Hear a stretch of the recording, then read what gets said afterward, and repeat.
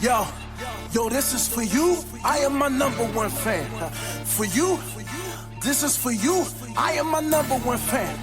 For you, yo, this is for you. I am my number one fan.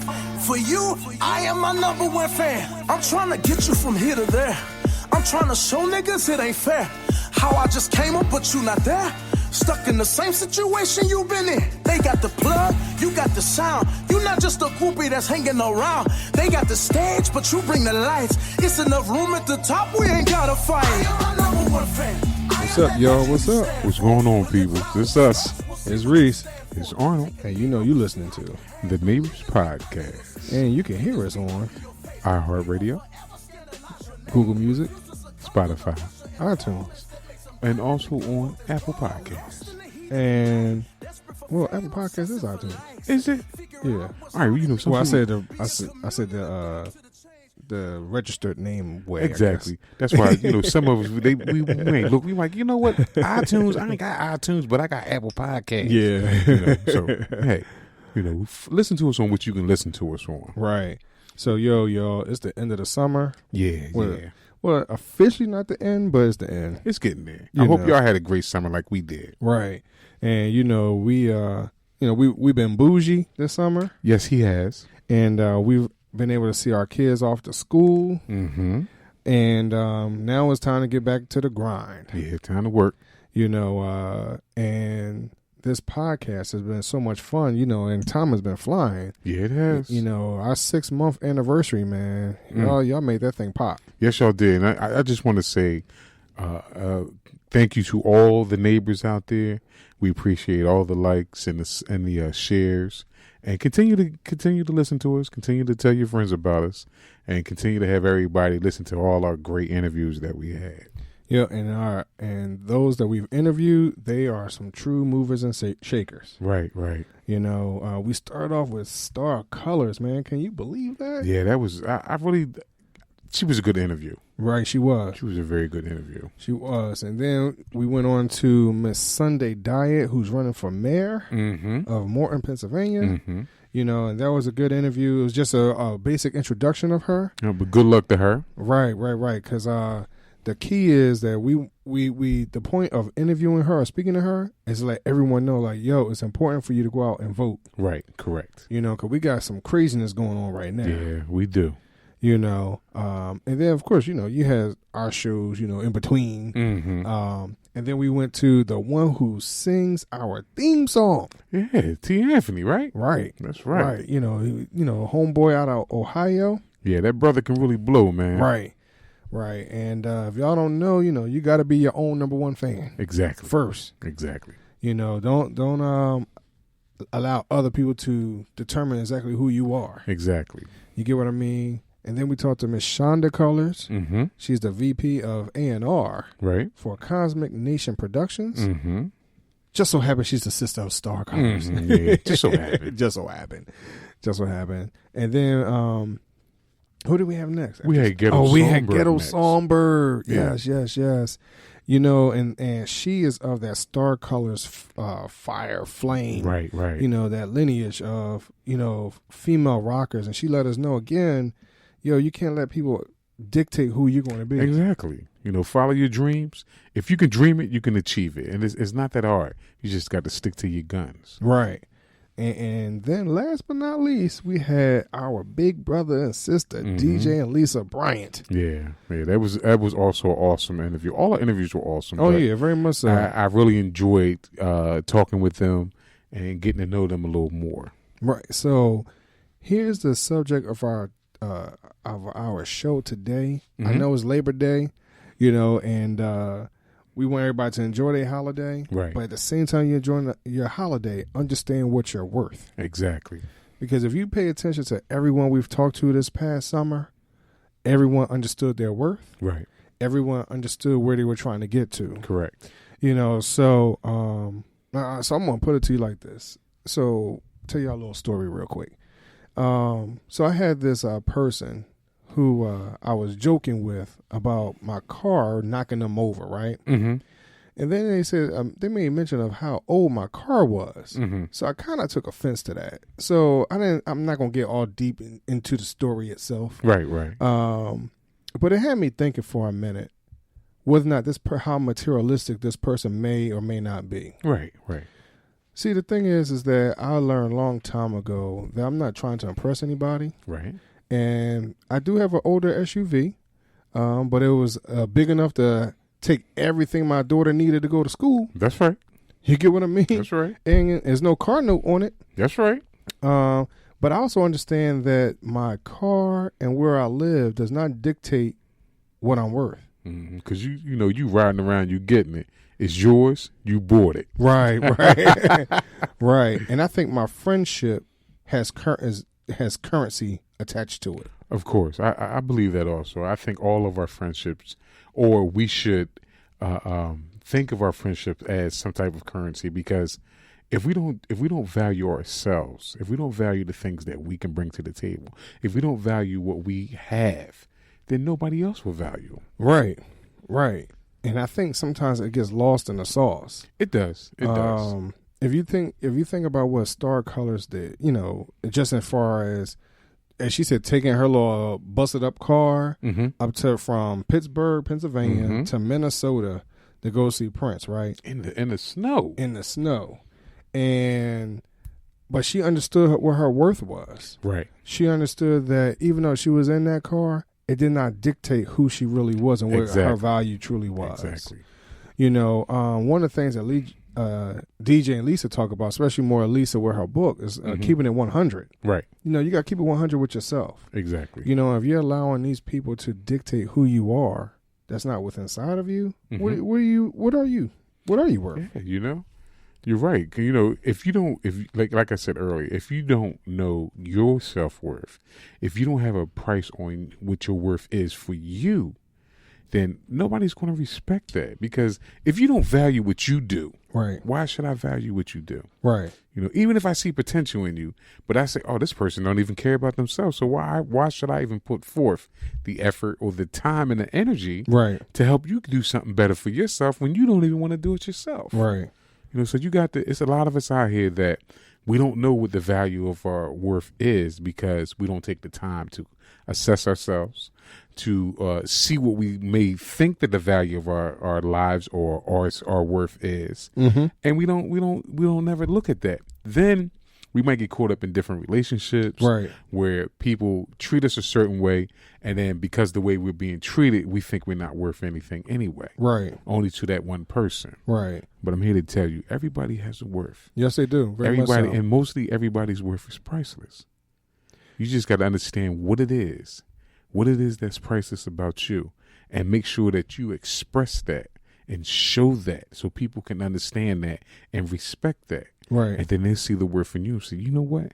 This person, this is why I want to be around this person. This is why I want to talk to this person. This is why I want this person in my business. This is why I want this person in my movie or my show. Right. Or this is why I want this person here. I want this person to work for me, or I want to work for that person. Right. So one of the things that's coming to my mind right now, when you talking about worth, sometimes it comes from what your first relationship was, being your parents. correct. If your relationship with your parents is not too, really, really strong, sometimes you continually go back to that source to get validated one way or another, right? And there are some people out there that continually trying to find their approval from their parents and will do anything to rectify that situation. So how do you handle a situation where maybe the parents don't even know their own worth? Because you have heard it before. People put other people down to make themselves look better, right? To pick themselves up, which is wrong. You shouldn't have to put anybody down to put you up on a pedestal. You should already be on a pedestal in your, because of who you are, because you value you, right? But how do you combat with that when your parents don't know their own worth and then they treat you like nothing? So now you don't have no self-worth. And then you meet a person that treats you like nothing. And he doesn't have no self-worth. She doesn't have any self-worth. And then you raise kids that have no self-worth. So I think that's that. We're both from, as most of y'all know, we're both from West Philly. Mm-hmm. Born and raised. And I think sometimes when you're in a situation or environment mm-hmm. and you don't know any better. So if you're in an environment where everyone else is thugs, quote unquote, right? If everyone else is struggling, everybody else is on welfare or whatever else. Unfortunately, I think though that mentality gets so stuck within you, mm-hmm. and sometimes you don't understand or know any different. I think that's how people kind of don't understand what their worth could be. Right. You get what I mean? I can agree with you to some degree because growing up and learning a lot of things, and most of you guys know, my grandparents raised most of me. I mean, you said most of me. Most of my life I was raised by my grandparents. Right. Sorry. And they come from a different era of thinking. So even if you were poor, you still was proud of who you were. You know, you had some type of ideal of, I'm worth this.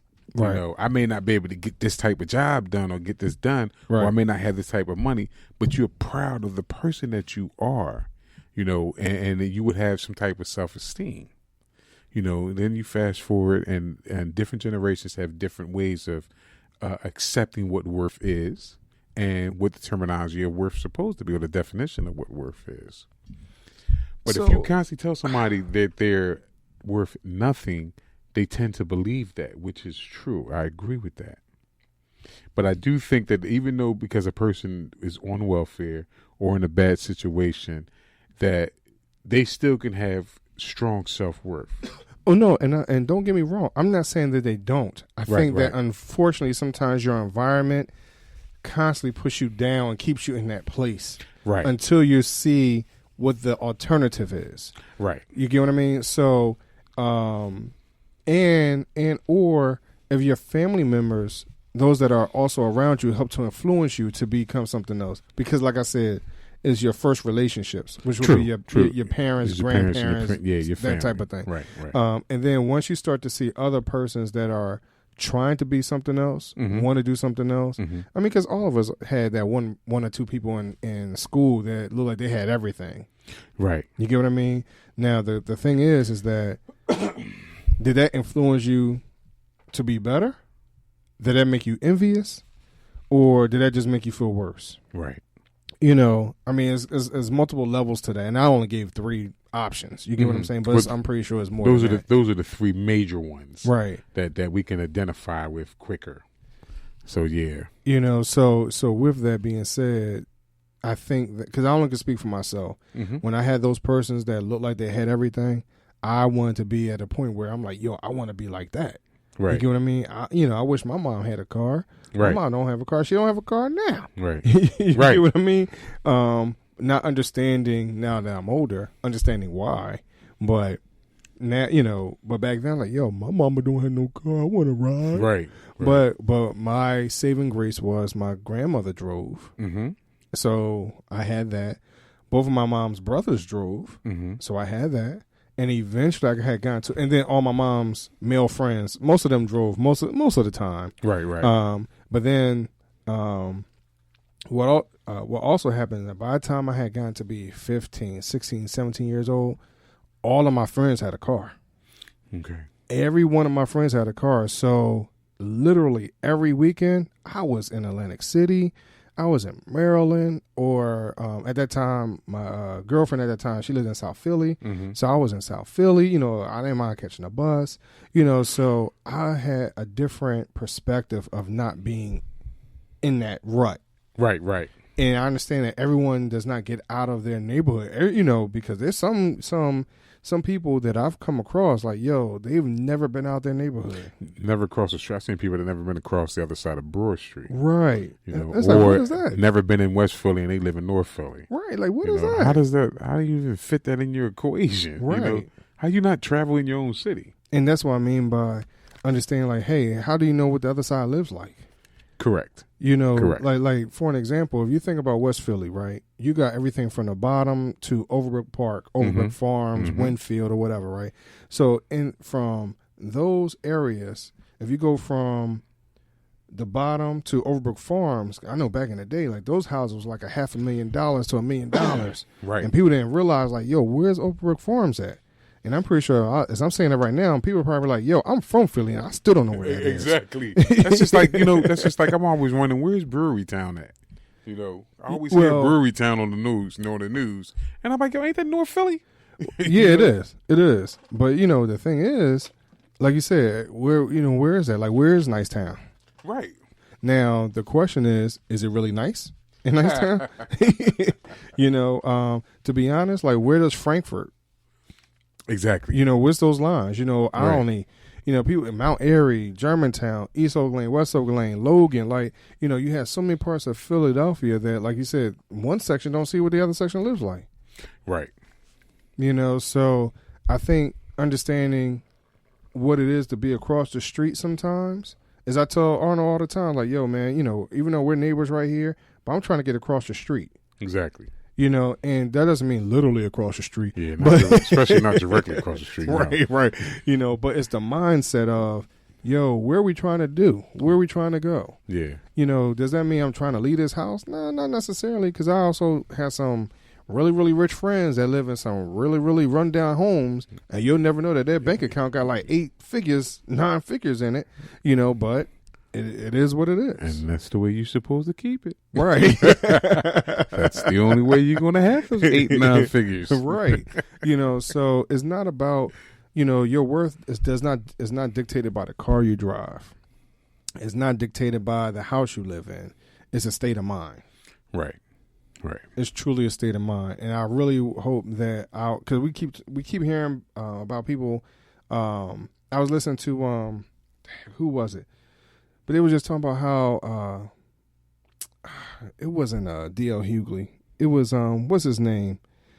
Oh, what is the Roland Martin? Martin. And he, in one of his interviews that he just did, one of his shows he had just done, he was stressing how much these young people are committing suicide, how depressed they are. Right. And it's like, yo, I don't recall having that mindset of wanting to kill myself. Like, I didn't have that much pressure. Yes, did I want to be like other people? Yeah. To some degree. Did I want a fresh pair of Riri's on my feet? I did. You get what I mean? But it was never to the extent that, because if I didn't get it, I was going to, kill myself. I was going to commit suicide some type of way. So you would find a way to get them, whether it be that you accidentally, well, you can't accidentally steal something, but you can. But, I'm sure a lot of people that are listening right now if they're around our age, has been to the Foot Locker and actually sent the salesperson in the back room. We don't want to talk about the 5-finger discount. Exactly, you take off your old pair, put it back in the box, put the new pair on, keep on sending dude back, and you decide, hey, I don't want neither pair of them, and you just get up and walk out the store, But what it is that it shows that what means and what are you willing to do to obtain what you want. And I think that has a lot to go with your worth. So when a person looks at you and they see you, they assess who you are by your appearance, right? How you talk, right, and then they go on to the most material things that they can see at that time, right? Which would be your clothing, your jewelry, right? If you drive, or if they at your house, what type of house you have, or whatever, and that's how they determine a person's worth, right? When your worth should be determined on what you can do, how you treat people, and how you want people to treat you.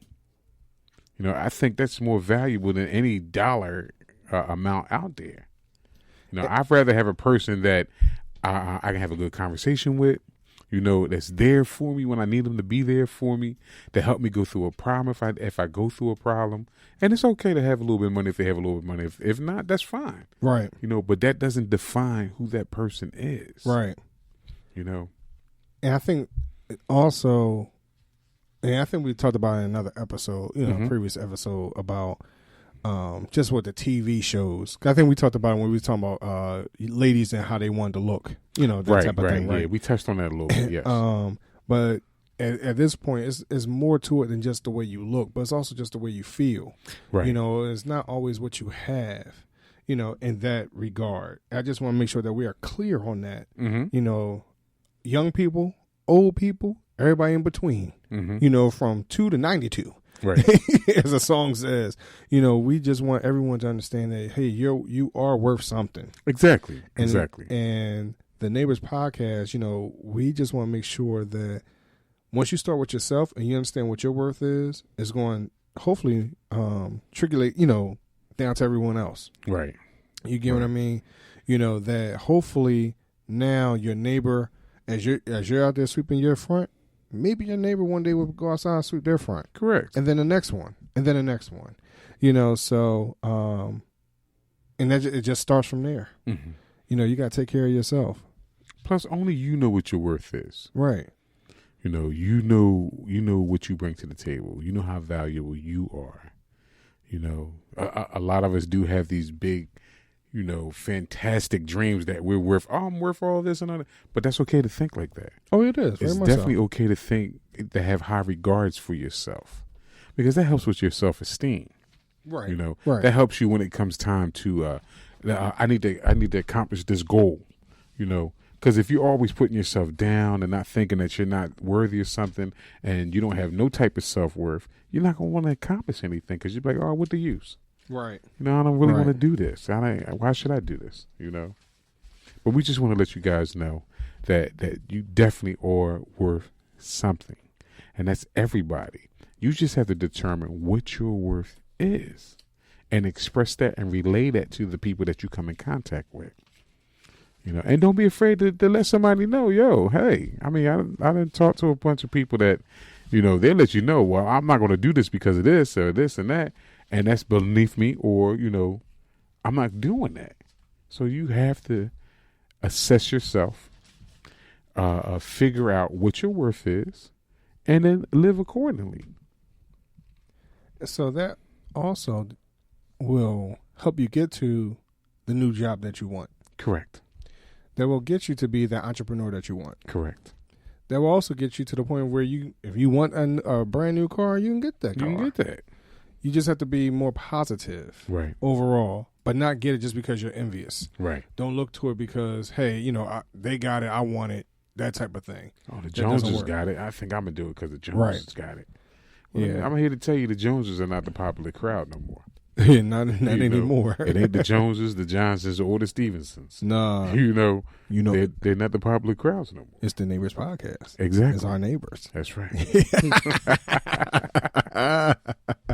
You know, because as you look at those persons, unfortunately, they're the ones that tell you money ain't everything. Money's not everything. You know, money does not buy happiness. Money helps out. Oh, no, it helps. But it is not everything.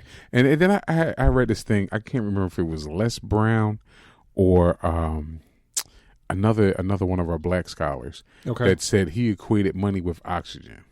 You know, money's not everything, but you do need it to breathe, right? I mean, to live, right? It's the same way you need oxygen.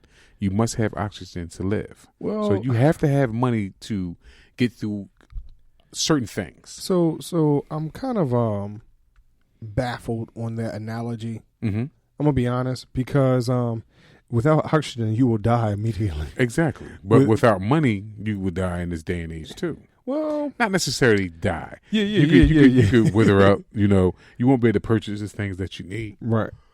Well, you won't be, because the converse is we're no longer. Remember, we don't live in a world of trade where I can say, "Hey, I got 3 cows. You want to trade them for your hens?" Yeah, barter. Barter and trade, right? Right.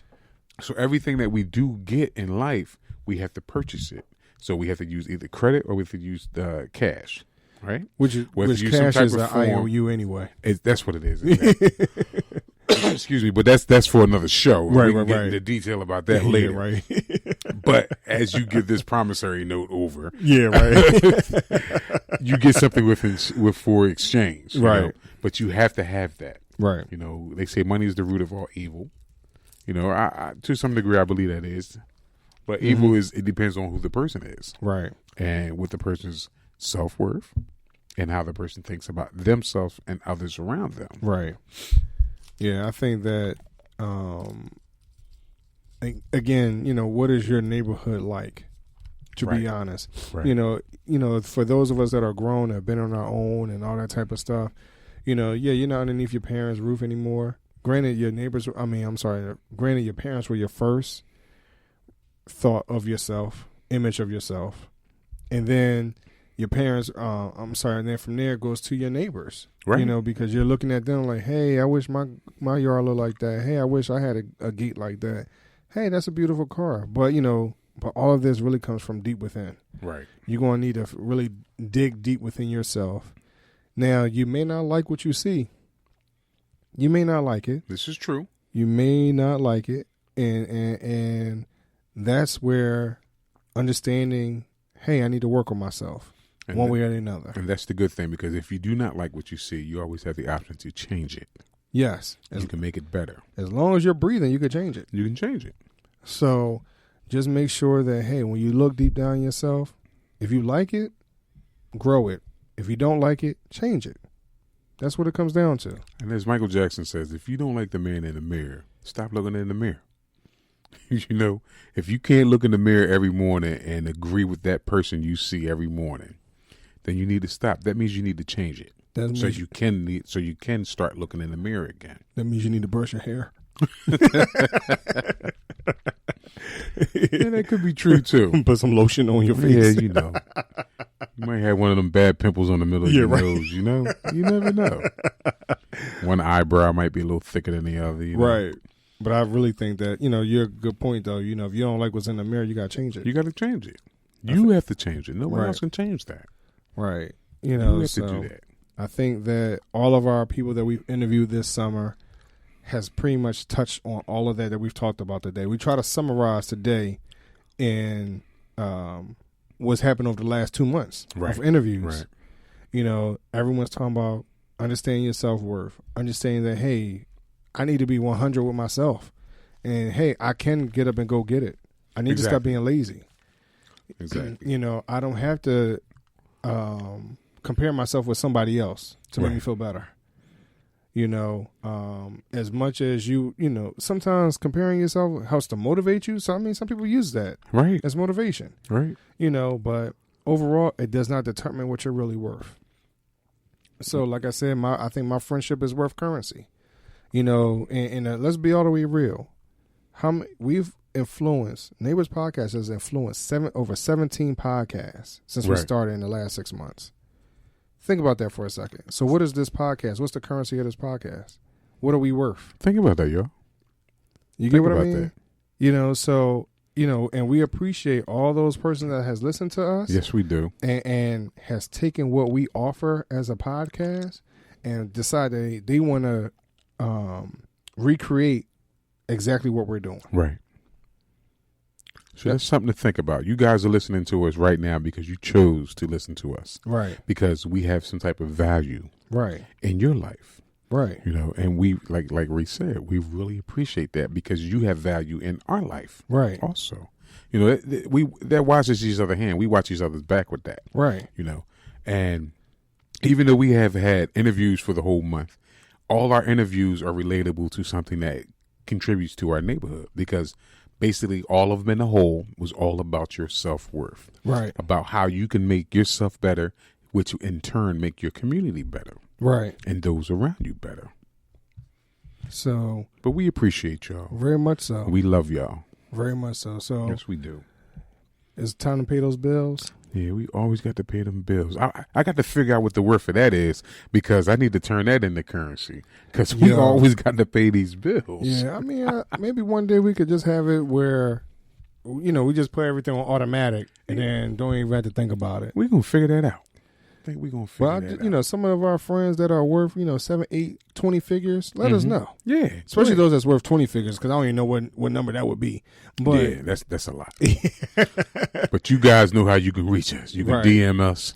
You can also hit our website and you can also hit our email. So this is Reese. And Arnold. And we love y'all. Yes, we do. And continue to be our neighbor. Yes. It makes me feel like I would just want to talk about Mr. Rogers, Because when we think about that, I always think about him sitting down and taking off his shoes and putting on. He takes off a pair of shoes and put on some running shoes. Yeah, he does. Puts some sneakers, some Keds or something like that, doesn't he? Yeah, something like that. Keds, kangaroos, something like that. Something like that. Yo, if y'all know what it is, let us know. Yeah, put it in the put it in there and let us know. Who knows what Mr. Rogers wears at the beginning of the show, during the show, it'll be the same thing when he switches back. Right. But what does he switch from? A pair of shoes to some Keds? Or does he wear some kangaroos? Or what does he wear? And I got another trivia question for y'all. Because I did see the documentary on him. I think it was on HBO, I believe. Can y'all tell me which arm was the hole in his sweater when he put it on? Because there was a hole in the sweater that was, because he used the same sweater over and over and over again. Oh, so it was the hole besides the armhole? Yeah. Oh, I never noticed. I gotta go back it was and in check the documentary. Check that out. That was. So there you go. There's your trivia for the week, y'all. Yup. See that? You're going to get it all at the Neighbors Podcast. You're going to get a little bit of everything. Yeah, y'all. So we love y'all. Love you. And all right, we talk to y'all. Peace. You are the agent and we look for change. You conquered the pressure and you did not fall, but you are a diamond and worth more than gold.